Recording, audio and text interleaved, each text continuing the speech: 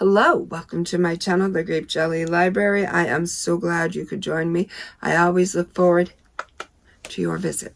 My name is Flossie and I love to talk about books. And today we are going to talk about books, but we are going to talk about them in the form of a tag. It's been a while since I did a tag. My tags have been a long time coming. So today is the day of reckoning, and that's what we're going to do on the channel today.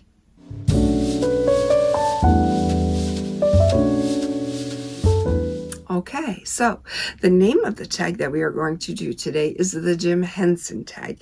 It's an original tag created by Gareth from over at the channel Books, Songs, and Other Magic, and I was tagged by Romeo from Romeo Talks Books. I'll put both of their channels in my description. Head on over, check them out, give them likes, give them subscribes, give them comments, turn on bell notifications, give them a hookup. They're great channels, and you won't be sorry that you did. All right, so before we get into this tag, I'm just going to tell you a little story. And I bought a calendar. And I think, so I'll tell you too. I bought a calendar and I think it's adorbs, but a lot of people don't get the sense of humor in it. But that's all right because I love it. And I'm going to get that calendar in just a smidge, but I want to tell you this story. So I took myself on the first run of the season this year, and I have a love-hate relationship with running. I hung my running sneaks up, but then I decided probably that wasn't the right decision. So I took myself on a run and just to gauge where I'm at right now, and I'm not too good at it, but that doesn't matter. Forward is forward, and my intentions are good. My goal is 8 miles.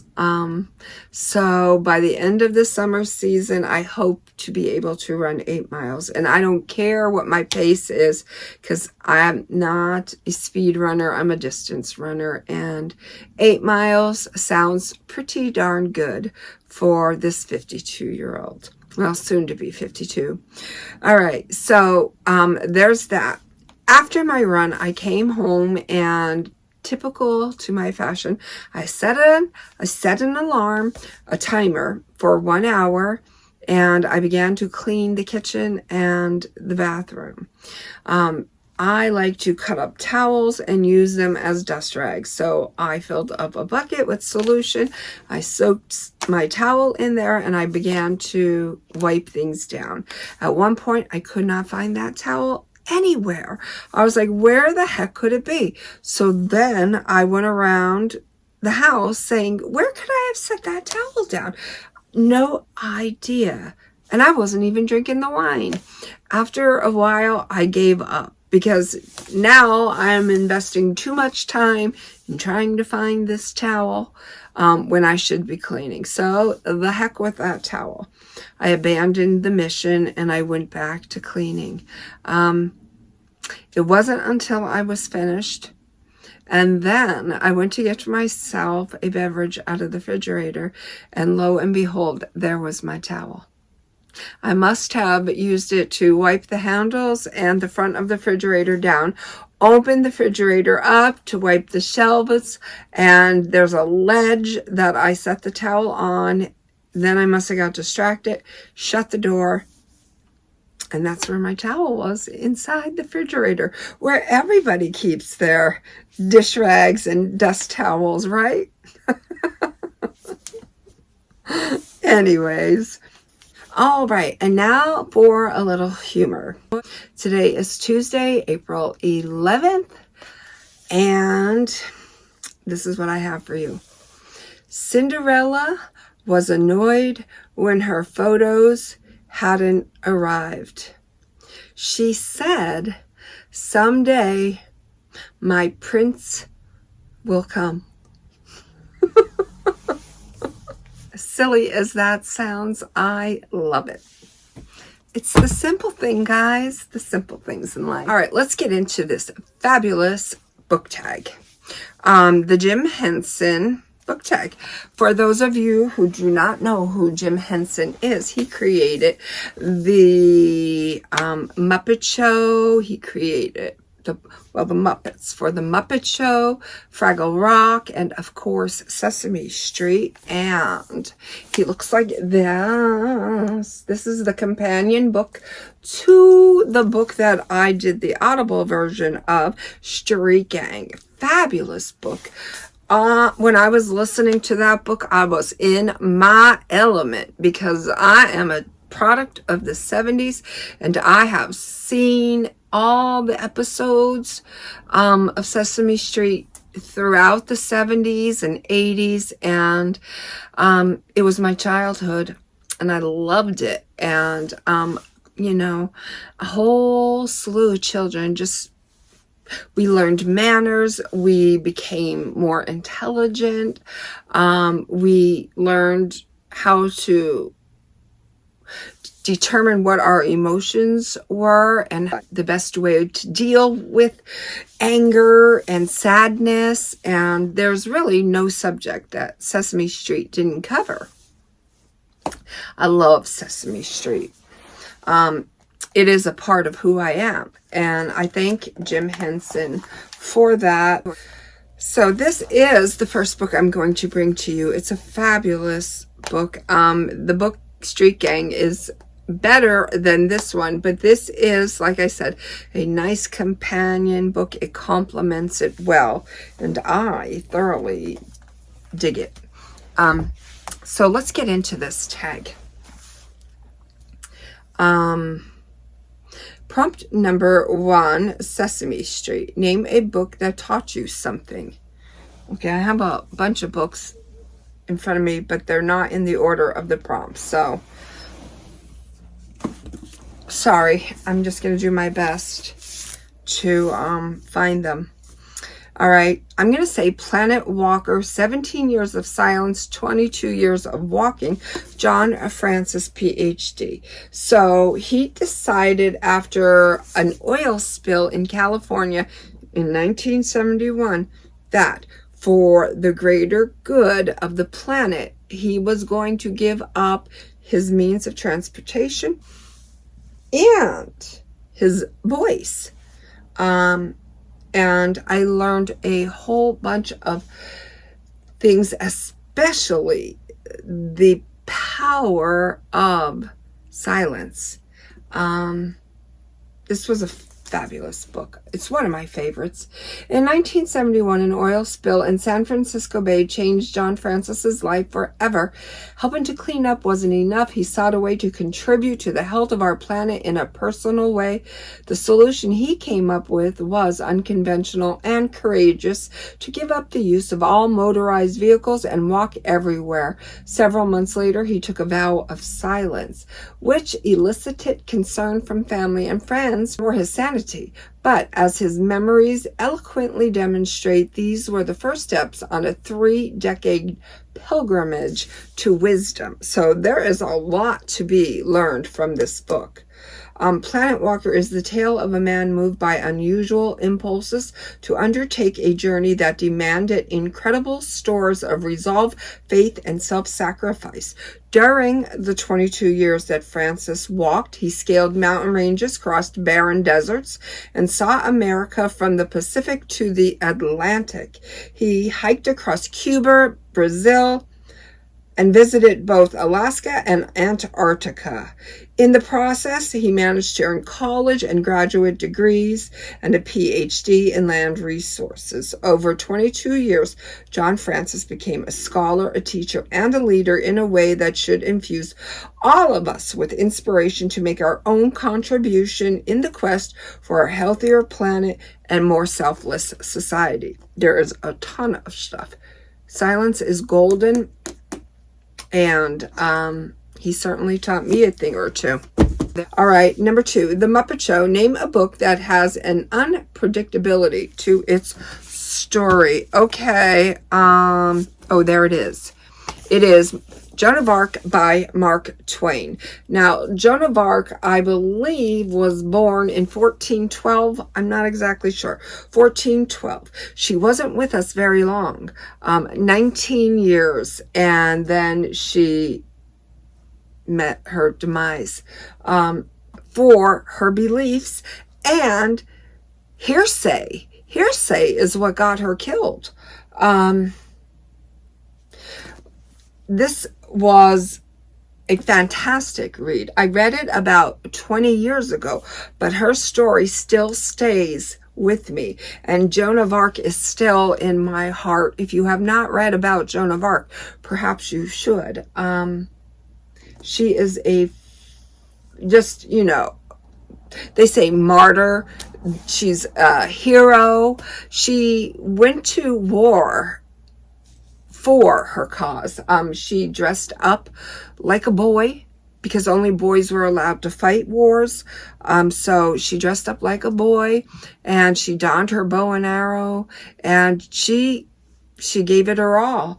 And she survived, but because of her beliefs and hearsay, she was, we all know, burned at the stake. What a life. If you have not if you do not know about Joan of Arc, yes, find out about her. Fabulous. Love that story. Don't love what happened to her, but I appreciate her sacrifices. And especially being so young. Number 3, The Muppet Show's newscaster. What book tackled a current political or social issue? Well, it did. And that is my beloved book, Billie Jean King, All In. It's her autobiography. And when I saw this in the bookstore, I knew who she was, but I didn't, and I knew what she did, but I didn't know her backstory. So let me get that. And I am so glad I did. This is one of my all-time favorite books. She fought for gay rights. She fought for women's lib. She fought against male ridicule. Because she was a woman, they didn't think that she was good enough or better than a man, and so she was constantly heckled and challenged to a match, which she continually turned down, until the one day where she didn't turn it down. To shut this male up, she accepted his challenge, and I won't tell you the outcome of it, but I will tell you, after reading this book, I spent a night watching her grainy televised tennis matches, especially the one that was being the prominent one that was being mentioned in this book. And I have to tell you, everything that she said was the truth. And I was embarrassed for the human race and that we acted in such a manner, and that we didn't want better for our human fellow brothers and sisters of the world. My goodness. But loved this book. Her training regime, which, by the way, if you haven't read Caitlyn Jenner's book, that's another great book. If you're into sports, I was, not to get off track, but I was all on board when he was still Bruce, when Caitlyn was Bruce, and he was training for the Olympics, and he was dedicated to this cause, getting up every morning, running the track, spending 7-8 hours a day on the track. There's something to be said for hard work and dedication. And I guess that's why I like my memoirs. I appreciate what people contribute to our society and how they help us in our own life's journey. So that's a fabulous book. This is a fabulous book. All right. Number 4. Yeah. Dark Crystal. Name a book that is an excellent example of world building. I don't want to pick the wrong book. Oh, I'm going to say this one. This was another great book. All right. Here we go. Genghis Khan, or some people say Genghis Khan, and Jack Weatherford wrote this edition. And I remember about a year or two ago reading this every day before I went to work. My work is by a dike, and so I would pull in the parking lot and I would read for a half hour every day before I would go to work, maybe get a chapter in, and just let that sun beat in through the windshield of the vehicle, and I would just read. And I love this book as well. And it goes a little like this.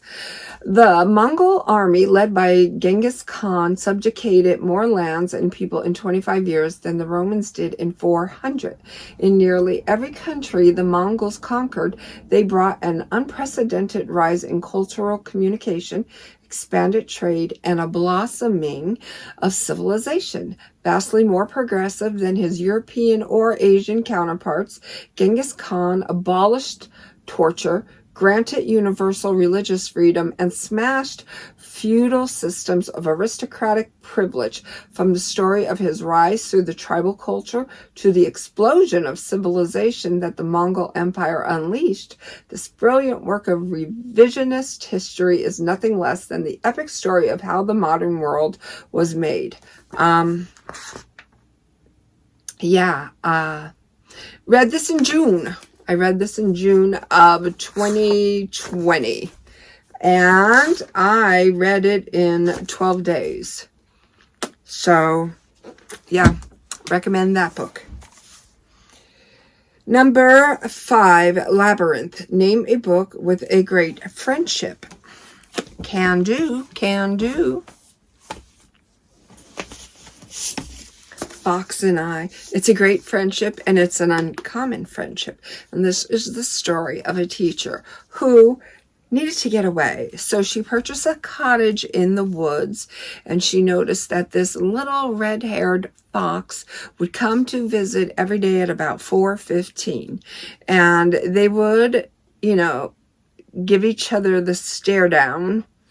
And one day she decided, because he was relentless, he wasn't going to stop coming around.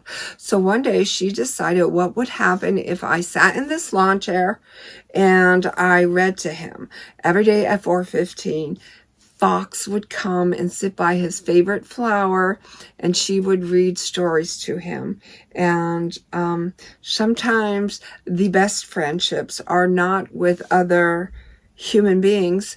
They are with our beloved animal friends. And I love this story so much.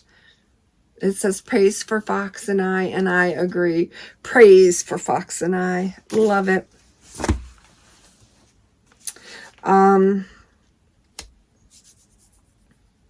Number 6, The Storyteller. Name a book with great storytelling. And that is going to be J.R.R. Tolkien's The Hobbit. I just read this about 3 weeks ago, and never saw the movie. It's my first time reading it, and I will say for sure, I am going to do a reread of this, because this is also a great world building book. But I chose this because of the way that it is told. Tolkien has the gift of storytelling, and his words run smooth like butter. And I'm never gonna not say that his words flow like a stream, but they are smooth as butter. Fabulous gift he has of storytelling. And I enjoyed this book so much that I want to do a reread of it. Yeah. So I'm probably, I'm going to try to do it in the summer before the summer ends, but I might not get to it until the fall. When I read it, and me being a mood reader, I feel like it's a spring read. I hear whistling in my head, and I see butterflies and bees bumbling by with their buzz, buzz, buzz. And I see mountains and green grass and little cottages in these mountains, and fabulous job of storytelling. All right. Number 7, Farscape. Name a book that is wild, weird, and unpredictable. All right. Devil in the White City by Eric Lawson.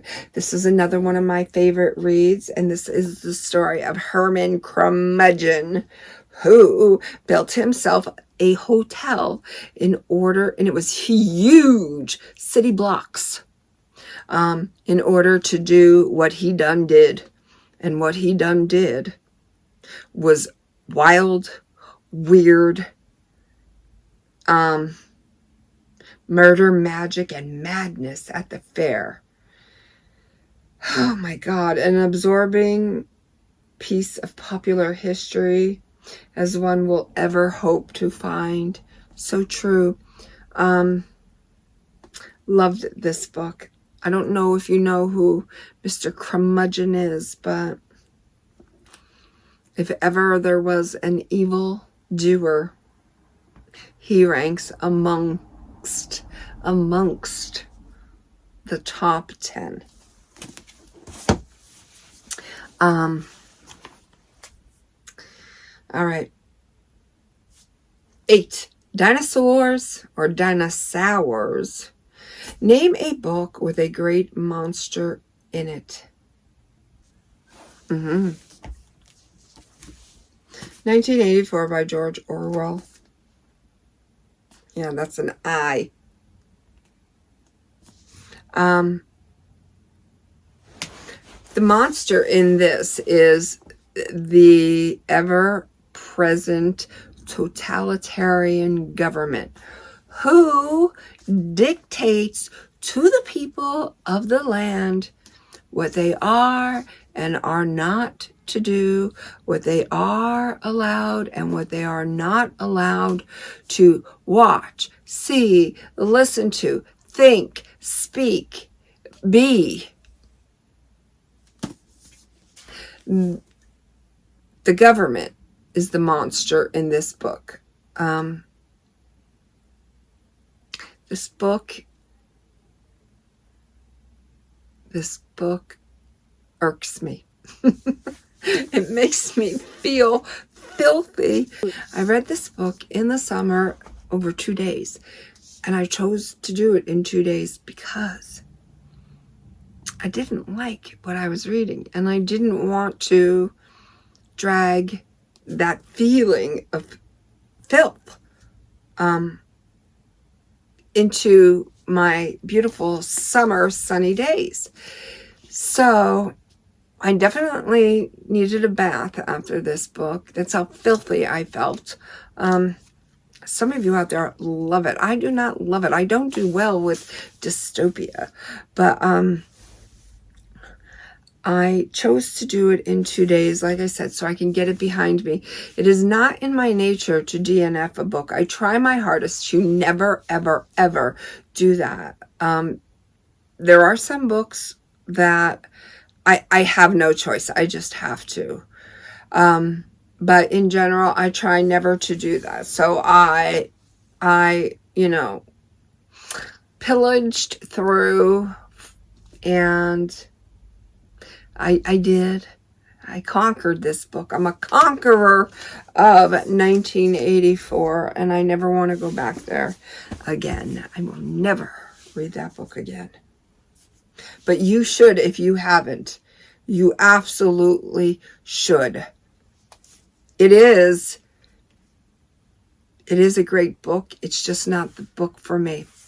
But I can, because of the storyline, which is so prevalent, and it could be so true. That's why it doesn't sit with me, because I know that everything that George wrote in this book can actually be, and in some parts of the world actually is. That's why I don't like it. But you know, he actually predicted that when he wrote this book, years and years and years ago. So I am gonna say it is a great book in the storyline, but because it can pertain to today's day and age, scares the hell out of me. Number 9, The Never-Ending Story. Name a book that is too long. I can do that. That is Ducks, Newburyport by Lucy Ellman. It is 988 pages, too long, and there are no punctuation marks. There are no breaks in the action. There are no paragraphs. It's one long run-on thought of a housewife who bakes pies, and this is just her thought as she goes about her life. This is what is on her mind and the things that she thinks of. And I heard of this book, and when I found out that it was just one long run-on sentence, I was like, no way. 988 pages of one. It's an English teacher's nightmare. But I enjoyed it. And I have to say, I'm going to cover this up for those of you who, I don't want to spoil it, but it does say the end. And I appreciate any book that says the end. I like when a book says the end, because then I feel like closure. So, this is shortlisted, the Booker Prize of 2019. And it is like nothing you've ever read before. Check it out. All right. I think we're on our last prompt. Yeah. Fraggle Rock. Name a book with little creatures in it. Now, this is the only book out of all the books that I have brought you that I haven't read, and I'm going to keep it handy because I now want to read it. This is World of Wonders, in Praise of Fireflies, Whale Sharks, and Other Astonishments by Amy Nezhukumatathil. All right. Amy Nezhukumatathil has called many places home. The grounds of Kansas Mental Institution, where her Filipino mother was a doctor, the open skies and tall mountains of Arizona, where she hiked with her Indian father, and the chillier climate of Western New York, where she built a family of her own. But no matter where she was transplanted, no matter how awkward the fit or forbidding the landscape, she was able to turn to our world's fierce and funny creatures: the peacock and the axolotl, the narwhal and the red-spotted newt, the lovely and the unlovely alike, for guidance. In World of Wonders, Nezhukumatathil shares their lessons in gorgeously illustrated essays full of sustenance and joy. For it is this way with wonder. It requires that we are curious enough to look past the distractions in order to fully appreciate the world's gift. So I'm going to keep this handy, and I'm probably going to read this book very, very soon. We are losing the language and the ability to see and understand the wondrous things around us. This book demands we find the eyes to see and the heart to love such things once more, says the New York Times Book Review. Okay. So I am going to tag some new booktubers. I'm going to tag Chris Reads Books to do this.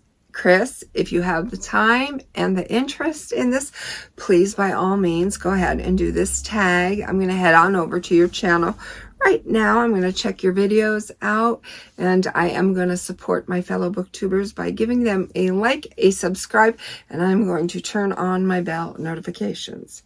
Okay, I'm also going to tag Izzy is Reading. To do this, please, by all means, go ahead and introduce yourself. And I would like to say she has 3 subscribers. So let's help her out. Give her a like, a subscribe, and turn on her bell notifications. I am going to do that as soon as I am done with this video. I'm going to tag Books with Lily, Lili. Please, by all means, do this book tag. It was very fun to do. Introduce yourself, and I would like to say to all 3 of you, welcome. We are so glad to have you. You are our gift to the booktube world, and we look forward to your video content, watching what you have up your sleeve, and everything that you're going to bring to our book table. Yeah, so fun. And thank you for becoming a part of the booktube world. So I tag those 3 channels. Please go on over. Like I said, give them a like, a subscribe, and turn on your bell notifications. And while we're at it, you might as well give this channel a subscribe and help a girl out. Until my next video, know that I love you. Be well, be good, be reading, and may all your book dreams come true.